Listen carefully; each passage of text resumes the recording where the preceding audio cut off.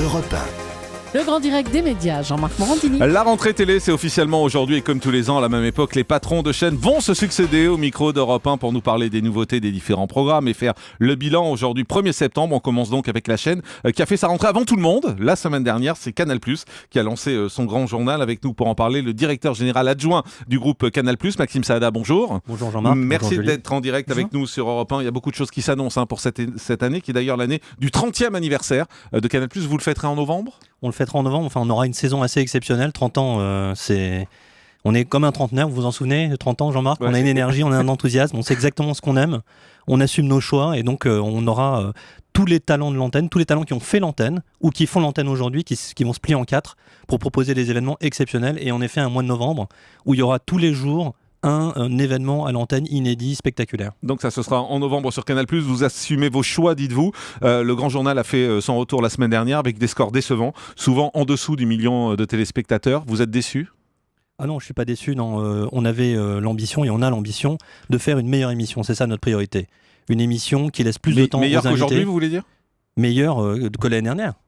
Que la saison précédente où, comme on le disait, on avait installé Antoine Decaune et il avait besoin d'apprivoiser l'émission. C'est le Grand Journal et Antoine Decaune, la rencontre s'est produite. On est très content de cette rencontre et cette année, il met vraiment son empreinte sur l'émission. On laisse plus de temps aux invités, on produit plus d'informations, on s'ancre, on a renouvelé le Grand Journal. Je pense que vous en avez rendu compte avec Natacha Polony qui a son caractère bien trempé et puis moins de gens autour de la table, plus d'informations, plus d'images, de la prescription culturelle avec Mathilde Serrel qui a également rejoint le Grand Journal. On va reparler de cinéma, on reparle de culture, on reparle de littérature toujours avec Augustin Trapenard, on reparle d'exposition, donc on revient aux fondamentaux du Grand Journal et on est très content de cette rentrée. Mais quand vous voyez les scores, vous dites quoi ? Ça prend pas ? Vous dites c'est trop tôt ? Vous dites il faut attendre ? En gros, vous avez fait 1 million là, sur la première semaine. Il y a 1 an, à la même période, vous étiez à 1,3 million. Il y a 2 ans, vous étiez à 1,4 million. Donc ça fait pas mal de pertes. Il y a le paysage audiovisuel a changé, il y a beaucoup plus de concurrence à cette heure-là, vous le savez. Oui, Hanouna n'était pas rentré, C'est à vous n'était pas rentré. Oui, mais les gens non plus n'étaient pas rentrés la semaine dernière. On aura 1 million de téléspectateurs en plus cette semaine sur l'Access, donc le public du Grand Journal n'était pas complètement rentré. Ce qui est très encourageant, c'est que les gens qui ont regardé le Grand Journal au début de la semaine ont continué à le regarder toute la semaine puisqu'on a conservé toute la semaine la même part d'audience. Donc ça montre qu'on a réussi à fidéliser le public et là les gens arrivent et on va retrouver le public habituel. Le Petit Journal en revanche continue avec là des scores au-dessus du million de téléspectateurs. Il faut dire que c'est très bien fait, c'est très efficace, ça reste vraiment une référence. Est-ce que finalement le Petit Journal n'a pas filé un sacré coup de vieux au Grand Journal ? C'est pas notre point de vue, ils sont sur des propositions qui sont très différentes. D'un côté, on a un talk show qui mélange actu et divertissement et le Grand Journal est unique en son genre. Et de l'autre, on a la première source de désenfumage de l'info, le JT générationnel, comme je l'avais évoqué ici, qui étend son spectre cette année autour de Yann Barthès, puisqu'on va traiter beaucoup plus de sport, beaucoup plus d'économie, les régions, et donc on va étendre les thèmes traités par le Petit Journal. Un jour, le Petit Journal prendra la place du Grand Journal ? C'est pas prévu. Pas du tout ?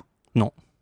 Quand vous entendez France 2, je disais une interview du patron de l'info de France 2 qui disait qu'ils allaient faire désormais dans le 20h du décryptage, un peu à la façon Petit Journal sans vouloir le copier. Vous dites quoi qu'aujourd'hui, le Petit Journal fait même des petits sur les chaînes dites adultes ? Ça fait longtemps qu'on se dit ça, très honnêtement. On a le sentiment que le Petit Journal a été copié à tort et à travers, mais c'est une formule qui est très compliquée à exécuter et très compliquée à reproduire. Il y a le Before qui n'avait pas démarré la semaine dernière, qui va reprendre.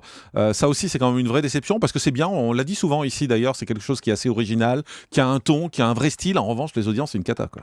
C'était une case historiquement difficile, 18h, mais le Before va revenir. Ce sera une émission qui sera en direct, dans un nouveau décor, toujours autour de Thomas Touroud qui nous revient en pleine forme, et qui sera toujours dans cette mission de développer, de révéler des nouveaux talents, et une émission qui sera plus posée, et qui décryptera toute l'actualité de la pop culture, le cinéma, les jeux vidéo, les nouvelles techno, et tous les arts qui intéressent les jeunes. Là, vous reconnaissez que c'est une déception, les audiences, quand même, la saison dernière ?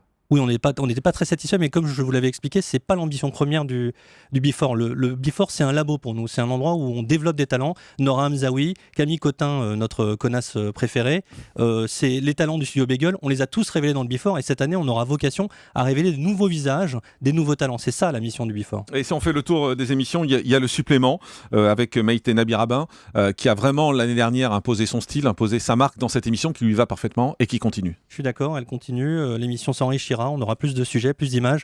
C'est d'ailleurs le cas pour l'ensemble de nos émissions. La nouvelle édition qui démarre à midi avec Ali Badou et qui sera rejoint par Ophélie Meunier dès aujourd'hui va aussi s'enrichir en sujets, en images. C'est aussi le cas du tube de Daphné Burki qui démarre samedi prochain, ou de Salut les Terriens qui aura une nouveauté, mais je laisserai Thierry Ardisson l'annoncer. Sur la nouvelle édition, Anne-Elisabeth Lemoine est partie pour France 5. C'est assez rare de voir les gens faire ce chemin. Généralement, c'est Canal+ qui attire les gens. Vous regrettez ce départ ou vous en fichez ? On s'en fiche certainement pas. Anne-Elisabeth Lemoine a donné beaucoup à Canal et on lui souhaite beaucoup de succès dans cette aventure. Elle part pourquoi ? Elle avait envie de relever ce nouveau challenge, de remplacer de temps en temps Sophie Lapix sur l'émission, donc on est ravis pour elle. Clic avec Mouloud Achour, pas de saison 2 ? Pas de saison 2, en revanche, on est en train de préparer...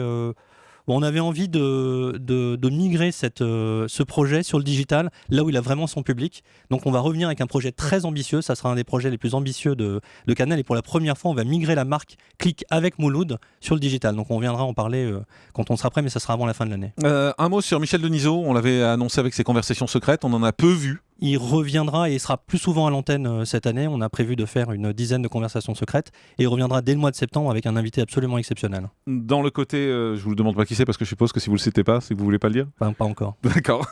Dans les émissions exceptionnelles, il y avait le débarquement. Il y a eu 2 numéros déjà avec toutes ces stars de l'humour qui étaient réunies. Il y aura un 3e numéro. Il y aura déjà la grande soirée anniversaire des 30 ans et qui fera office de soirée exceptionnelle.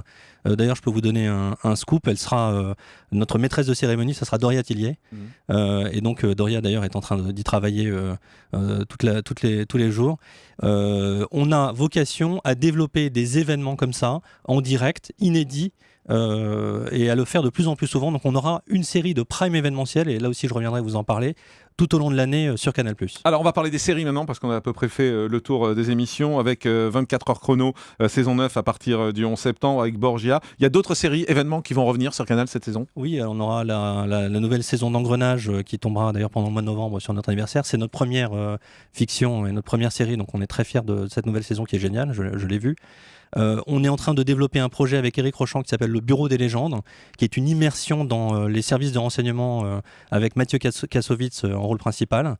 On aura le retour de Tunnel, qui a été un grand succès, et on est en train de préparer notre grande fresque historique Versailles, avec la construction du château de Versailles et Louis XIV à 28 ans. Et puis le sport, alors c'est vrai qu'aujourd'hui vous êtes face à la concurrence de beIN Sport, ça reste un problème pour Canal ? C'est pas un problème. On a sécurisé les plus grands feuilletons du sport, la Ligue 1 qu'on renforcera, vous le savez, à partir de 2016 et jusqu'en 2020, la Ligue des Champions, la Première Ligue, la Formule 1, le rugby. Donc on a tous les feuilletons qui sont importants pour nous, donc il n'y a pas de souci. D'ailleurs hier, on a encore rencontré un énorme succès avec le match PSG Saint-Etienne qui a réuni près de 32% de nos abonnés. Il n'y a pas de souci, pourtant vous attaquez beIN Sport en justice, donc il y a un souci. Quand on a un sujet d'équité, et qu'on a le sentiment qu'on est face à un acteur qui a des moyens disproportionnés, on se bat avec nos armes. Vous avez peur de l'arrivée de Netflix également ? Netflix, non, ça va dynamiser un marché qui nous intéresse, qui est celui de la vidéo à la demande par abonnement. On a une offre qui s'appelle Canal Play, qui a franchi le cap de 500 000 abonnés. Sur laquelle vous faites beaucoup de promos en ce moment, hein. C'est en prévision de l'arrivée de Netflix, je suppose. On a toujours fait de la publicité pour ce service, et donc on est ravis de voir Netflix arriver, parce qu'on pense que ça va sans doute aider à développer ce marché. Un mot sur l'été. Quel est le bilan de votre été ? On a le sentiment que Canal cet été a fait un peu un été au rabais. Avec beaucoup de rediff, alors qu'avant il y avait quand même des programmes originaux l'été. Là c'était quand même le Before qui était en rediffusion, etc. Enfin, on a rediffusé le Before, mais on était plus dans une logique de justement montrer cette émission qui n'avait pas été assez regardée à notre goût, pour que les gens la découvrent. Mais on avait quand même de l'Ardisson inédit qui a très bien marché, Jamel Comedy Club qui a très bien marché, des nouvelles séries, Those Who Kill, Banshee, Halt and Catch Fire qui ont cartonné, donc, et du gros cinéma qui a marché. Donc non, on a fait un été exactement dans les niveaux de l'année dernière. Un mot rapide sur Cyril Hanouna, puisque vous êtes croisé il y a un instant dans ce studio. C'est un concurrent ? Une forme de concurrence, mais on n'a pas le même positionnement avec Cyril Hanouna. Cyril est vraiment sur une émission de divertissement total, alors que nous, ce qu'on vise à faire sur le Grand Journal, c'est un mix d'actu et de divertissement, d'info et de divertissement. Et quand il monte, vous baissez ? Non, c'est pas nécessairement le cas justement. C'est intéressant de voir que, typiquement, vous citez la semaine dernière, il n'y a pas de bascule de public automatique entre Cyril Hanouna et nous. On voit bien on a des propositions totalement différentes. Et c'est pas un peu dommage d'avoir au sein du même groupe, puisque D8 fait partie du groupe Canal, je le rappelle, d'avoir deux émissions aussi fortes en Access? Elles sont très complémentaires et du coup on a les deux talk shows les plus puissants de l'Access. Donc on est vraiment ravis. Donc quand Hanouna cartonne, vous vous félicitez? Oui.